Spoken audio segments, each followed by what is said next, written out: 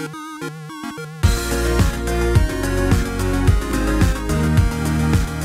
everyone, welcome back to another Anime Kingdom review. See by the title below, this is on episode 5 of Drifters. And you know, last episode I felt like it was more of a build-up episode to what was going to come. It was still a really good episode, definitely more informational and stuff like that. But I was really excited to see how this episode would go, considering the last episode ended with it looking like there was going to be a huge ambush that the elves would have on the enemy's forces that came to the village.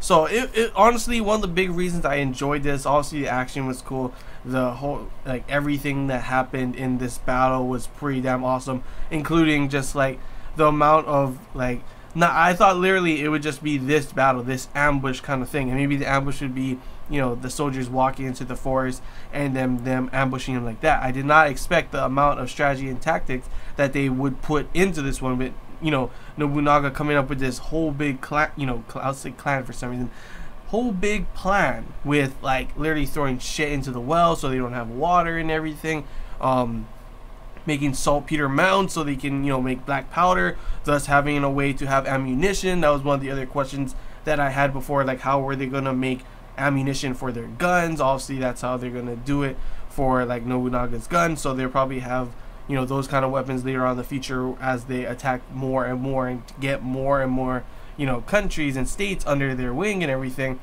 But of course the first step was of course taking out these soldiers. Soldiers came into the village.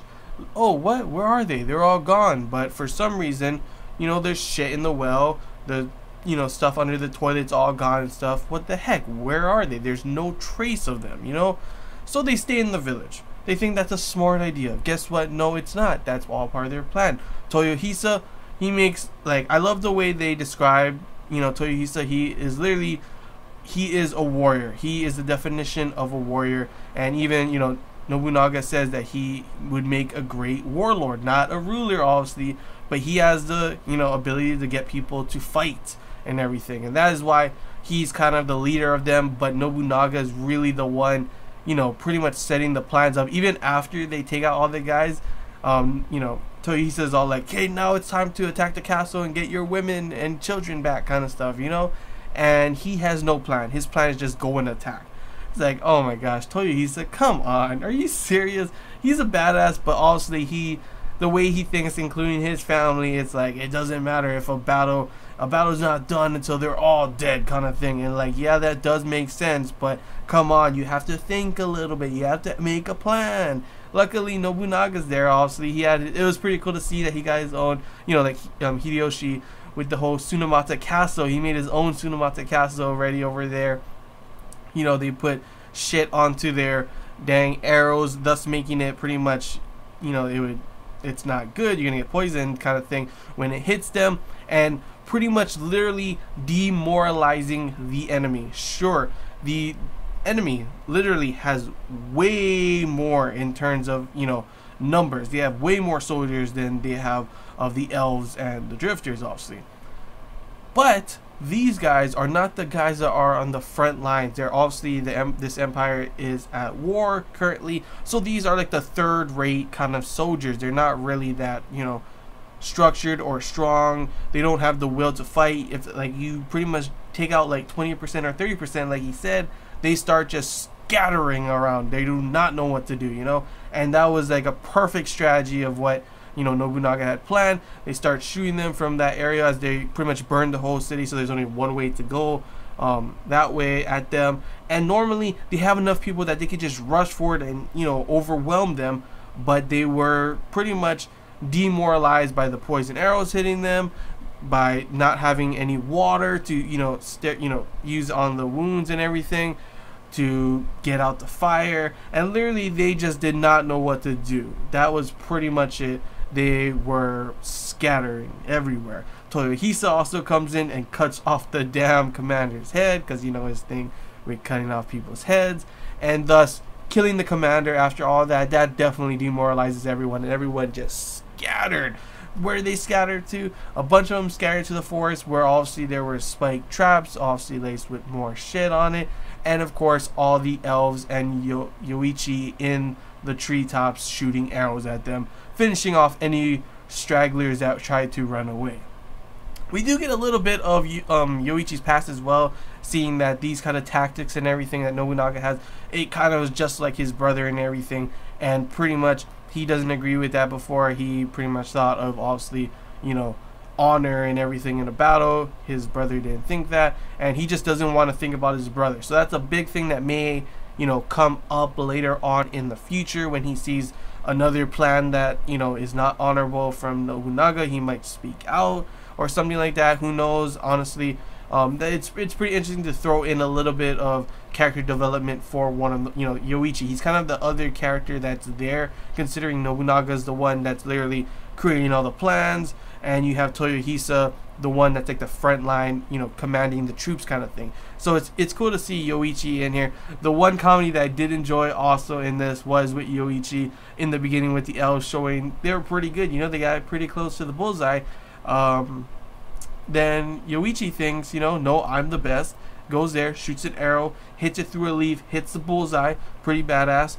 Shoots it again, hits it through his arrow. Damn, good job. And then he just keeps shooting over and over and over again. I'm like, you're wasting all the arrows. And they're like, okay, we get it. You're really good. You're the best. Stop, you're wasting all the arrows. And that honestly was pretty damn funny. Like, there's moments like that where I would say the comedy is funny.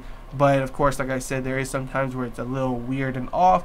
But those are one of the moments that I definitely enjoy and I definitely laughed on. But I did not expect them to not only take out the army, but go and attack the castle. They did pretty much like a, you know, a Trojan horse kind of thing, using the armor, and obviously the commander guys are stupid. They don't notice that obviously that's not their troops. They open the gates, and guess what? That's the enemy. They go in. You see that one of the guys surrenders, and Tohisa says, no, don't attack him. You know, he surrendered.